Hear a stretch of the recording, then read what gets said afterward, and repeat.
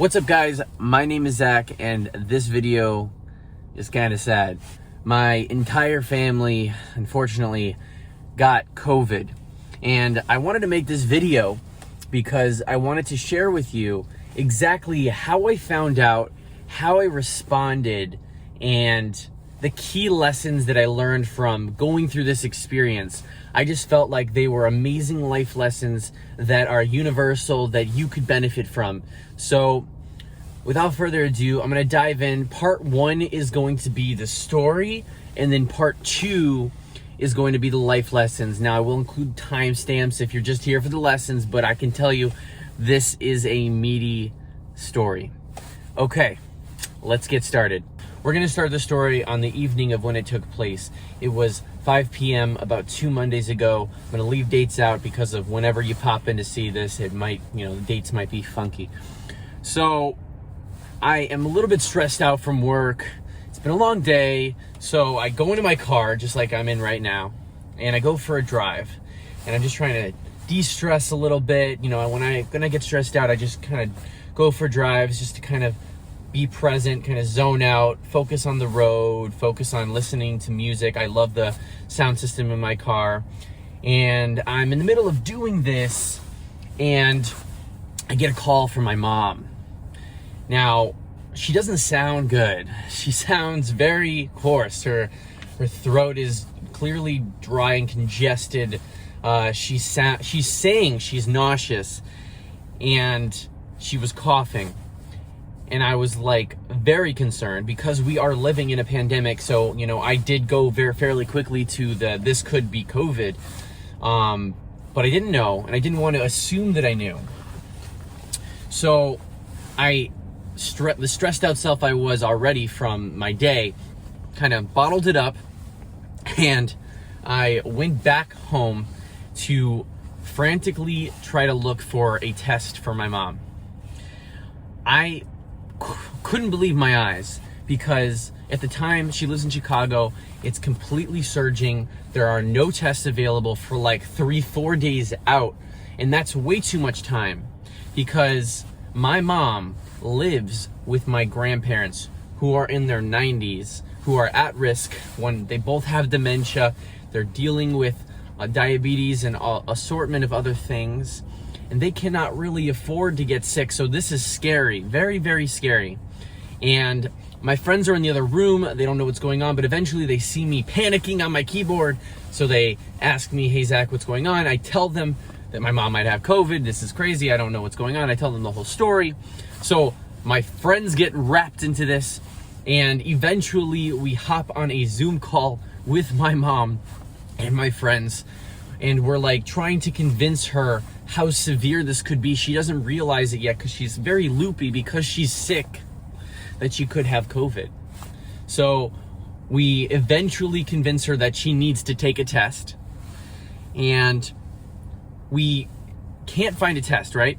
So one of my friends gets on the phone with a nearby clinic, and it was so brave and beautiful of him, and he actually convinces the lady who was the receptionist or whatever at the clinic to give my mom a test because of the circumstances, because my grandparents are so at risk and this is such a heavy situation. So my mom has to leave the house now. Now, my grandparents live and my mom lives in a 2-story house. And my grandmother and grandfather, quite frankly, are both very big fall risks, especially my grandmother. They live on the 2nd floor for a number of reasons. And my mom has to basically be there all the time to make sure that they don't try to do anything stupid. So her leaving is a very dangerous thing to do, but she needed to do it so that she had that clarity. She could have tried to put them in the car, but if she had COVID and they didn't, right? Not safe. So she had to go herself. She gets to the clinic, and it's not very long until I receive this text message from my mom. "I have COVID." She's trying to be cute, but the truth is, we're all in a state of panic because we all know what is about to commence. My grandparents probably are sick. My mom is sick. And now I know my mom, who is my grandparents' caretaker, is going to be too weak to take care of them. So now I have to make moves. Someone has to take care of my mom. Who is that going to be? I live in Boston. My sister lives in LA, and my brother lives in New Jersey. No one lives in Chicago, and my family is basically all spread apart. there's a lot of family rivalry, not family rivalry, but just like tension in the family. So like, it's very hard to just get someone like this. And we don't have that much money, so hiring a full-time caretaker isn't the easiest question either for my mom, who doesn't have the best insurance. So it has to really be, because of financial reasons, me or my brother. My brother was the better option because he had already had COVID. So, and he was within his 3 months of, resistance. Obviously, we don't know too much about it, but, generally when you have COVID, it's safer to be around COVID. Now, the problem was he wasn't answering his phone. I called him a bunch of times. I left messages. It's at this point, it's like 9 p.m. He's not answering his phone. So my friends and I kind of come together and we decide, maybe I should go. I'd have to sacrifice my health, but I would be able to take care of my mom, which was the most important thing in the situation. My mom is my everything, and I can't let that go. So I end up buying a ticket, first flight out the next day, waiting, frantically panicking that I am about to enter a bee's nest and I'm gonna get stung hard. My friend who got my mom into the clinic had his girlfriend come over, bring me an N95 mask and just say, good riddance, good luck. And my girlfriend was not with me at the time. She lives 40 minutes away, and we both go to bed really early because we wake up really early. So she was already asleep 40 minutes away. And I didn't know what to do, but I knew that I didn't know when I was going to come back. It could be a week, it could be 2 weeks, I could get sick, it could be a month. So I thought that this was important enough to give her a call. I woke her up, and she decided to head all the way from where she lived to visit me, to be with me for the last few hours until I was going to go on my flight the next day. It was really beautiful of her. She gets up, she comes over, and we're all together now. And about, 15 to 20 minutes into that, to my surprise, I'm ready to leave, by the way. I am ready to go. My brother calls. He calls back. What's going on, Zach? I tell him the situation. And I'd be lying if I said it was smooth, trying to get him to come. He wasn't just like all about it, because getting someone to stop their life, especially if they don't have a very convenient job. I'm lucky to be working in a remote job where I could work anywhere. But he works at a school and he has to be around people, and it's just a very sticky situation. After talking to him for a while, I convinced him to take my place. I bought him a ticket. I was out, but I still needed to do something. I still needed to help. Now, my brother, he practices religion pretty seriously. He's Jewish, and he doesn't have a smartphone because it's a distraction. And he doesn't use the internet because it's a distraction. So because of that, I was the one, I got him the ticket, I got him the Lyft. I had to coordinate with the Uber driver, because you ever have a friend who you ordered a Lyft for and you have to call both parties, sync up. It was a mess. Almost missed the flight, almost missed the Uber. Got him to Chicago. But take a step back. After all that stuff was said and done, what's happening in Chicago? I thought everything was calming down. I thought things were making sense. But in Chicago, things were just getting worse. My mom gets home from the clinic. To her surprise, as she opens the door, she sees my grandmother trying to get down the stairs. My mom quickly runs to her to try to get her before she falls, but she's too late. My grandmother loses her balance, sends both my mom and my grandmother tumbling down the stairs. Thank God for my grandmother. My mom broke the fall, so my grandmother didn't suffer any injuries. But my mom, she didn't suffer any, let's say, broken bones, but she was in tremendous pain on top of the symptoms she'd already been exhibiting from COVID. But now at this point, it's fairly obvious that my grandmother's sick. But they're in so much pain, and my mom's so concerned because of the fall. She doesn't know at the point if she had injuries. She calls 911. Paramedics come over and decide it's best for all three of them, including my grandfather, who wasn't involved, but because we can't leave him at home, to go to the hospital. They all go to the hospital, find out no serious injuries, thank God, just some muscle pain and, rest and recover. But they do get tested for COVID. They're all positive. That's how I found out that all my family was sick. And that was only the beginning.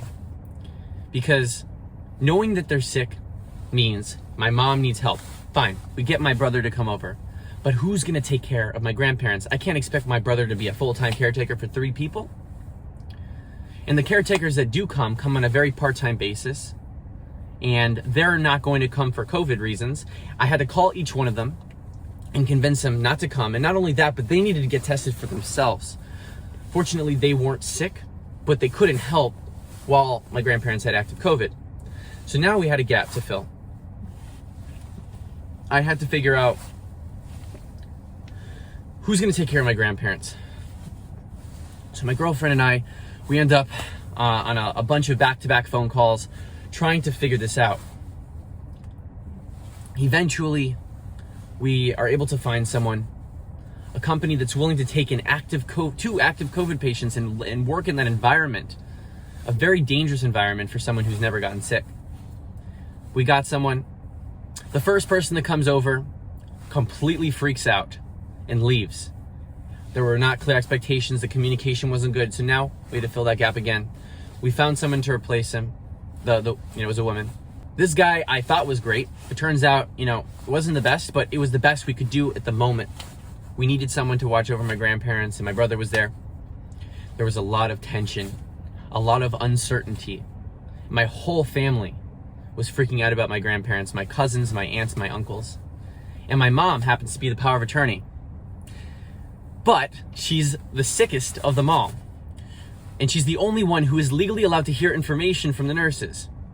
So I was on constant 3-way calls with my mom, giving permission to do things. I wasn't working at all during this period, but I needed to do what needed to get done to protect my family's health. So I can keep on going on about the story. Thank God everyone recovered. There was a lot of chaos because my grandmother and grandfather couldn't go straight home. In fact, they had to go to rehab. Then they went to rehab. They were sent back to the hospital. There's a lot of details that went on.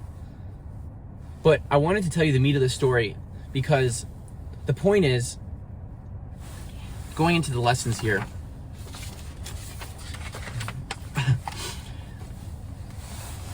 the first one is that having enthusiasm to help is a good thing.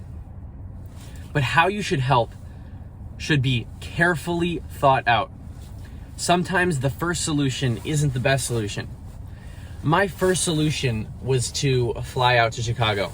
Sure, I would probably be the best person to take care of my mom. Being there, I'd be the most responsible, be able to handle things the most efficiently, but I would get sick. And I don't know if you know this, but between the ages of 20 and 40, they're actually seeing people with long-term health conditions after getting COVID. This is a very new illness. Everyone thinks they have it figured out. You get sick, you get better, but some people are having unexpected problems, like breathing problems and muscle and things that just don't go away, bad headaches. I didn't want to give myself an unnecessary illness, but I would have. But sometimes the first solution isn't the best solution. The next one is that chaos is inevitable, and we can't control when it will come knocking on your door. But what you can control is how you respond. You have to be understanding that no matter how much you try to control the situation, and I do so to the nth degree in the mornings, I plan my minutes to the T, and it makes me feel like I'm in control, but you aren't as in control as you think. You can get sick. Someone, can come out of nowhere. Something can happen.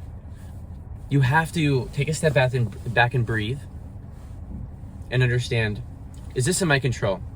If it is, okay, do something about it. But if it isn't, don't let it cause panic, because panic, anxiety, worry, suffering, all those things are, in my opinion, a choice. You don't have to do those things. Sometimes it happens automatically, and in that case, there's coping strategies, but don't choose to suffer. Choose to respond. The next is number 3. The trick that I have is to take, for responding to chaos, take each bit of news, process it, and respond effectively to, hear me out, one thing at a time to avoid getting overwhelmed. There have been moments where I was getting 7 messages at once with different problems, basically adding to the to-do list of items, Insurance was actually expiring when my grandmother was in rehab. A lot of little details that kind of added up. My family was trying to get Zoom calls set up with my grandmother. You just have to write it down. Every request, just add it to the backlog. In software, we call it a backlog. Add it to the backlog, and then do it one thing at a time. You're gonna get overwhelmed if you have 100 voices in your face and you only can do one thing at a time. Humans are not built to multitask. The next is, when you are dealing with chaos, to focus on your northern star to keep you focused. So think about your northern star. What is it? In this situation for me, my northern star was my family's health and preserving their life and their well-being. If a decision had to do with protecting my family's health and well-being, I would throw everything else away in my own life for that. Know what your one thing is in a given moment. Sometimes it's hard for your own priorities, but when it comes to preserving life and like you're protecting someone's health, it's much easier. I knew that, if a doctor needed to know what medications my grandmother had, to give her medications like that then and there, I had to drop what I'm doing, find out what a medication she was on, and then call her. If like my mom needed a COVID test, I'm not going to stop at there are no COVID tests available. I will find her a COVID. Like, you have to see like what's important, and then you have to get rid of all your limiting beliefs for that. Okay, but use that one thing as your northern star. The next is, this is a very interesting point, but you can do a lot with your phone. You can do a lot with your phone. I'll repeat it. If you set your mind to it. I ended up doing everything from Boston, and I coordinated, communicated, got things done, got, power of attorney sent back and forth, got everything done remotely. I was so efficient with just a cell phone. So when you think you can't do something because you're far away, that is an excuse. We have the internet, baby. You don't have an excuse. As a person who takes personal responsibility for things, and I know you watching this to this point, you're that kind of person, always ask yourself, what can I do in this situation? How can I help? Even if you are 1,000 miles away, you could do something, okay? Even if it's sending charity. That segues into, part of the thing I did remotely was to communicate with my family. I made sure that they were always on top of it. And I learned that having a group chat is the best way to do that communication. So I had a group chat with all the people who cared, and I would send an update text as soon as I had a significant update. And on top of that, when you're dealing with a health issue, just to mention a caveat here, you don't want everyone spamming the room that, the patient is in, your family member, because the nurses are going to get overwhelmed. You want to have one person be the liaison who does that communication. In this situation, I was that liaison, and I'm proud of it, but it's kind of hard to keep everything under control when you have a bunch of people getting different mixed messages and telling their kids and their family, and just one person do all the messaging, and it's going to only benefit the family. And here's the biggest one. Know when you've done the best you can do. When you really care about something or someone, you might try to be a perfectionist. You might get lost in trying to solve the problem yourself. But there comes a point where you've done everything you can do to fix a situation or to help a situation. When my grandmother was in the hospital and they were doing running tests and she was sleeping and I couldn't do anything but check in on her, that's when you have to pass the baton and put your faith in God or fate, whatever you believe in, because you can't control everything, but you can help to a certain degree. And the hard part is finding that line and knowing when to stop and being okay with that. With that said, I hope you enjoyed this one. That's basically the lessons and the story. If you got any value out of this, and I hope you did, because I think that these lessons are very universal, then please gently tap that like button, leave a comment so I knew you were here. And if you like videos like this, then please, subscribe and stay for more. I am coming back with a vengeance if you guys are old friends, because this is my life. This is where I want to head with my life. I want to share these stories. And I hope that this can help at least one of you out there. Have an amazing day. And guys, I will see you in the next one. Bye.